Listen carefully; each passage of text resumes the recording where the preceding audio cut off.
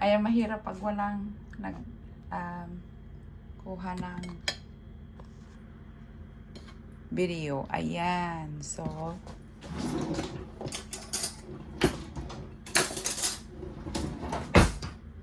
ayan, guacamole, hummus. Ayan. Dapat may salsa, pero tinatamad na ako kasi late na. Ayan. So, ayan. Masarap to, guys. Super sarap. Ayan. So, lagyan natin ng mga dahon-dahon. Yan ang bulaklak. Yung mga dahon. Ayan. Sarap niyan. Kasi fresh from the farm. Ayan. Fresh from the farm.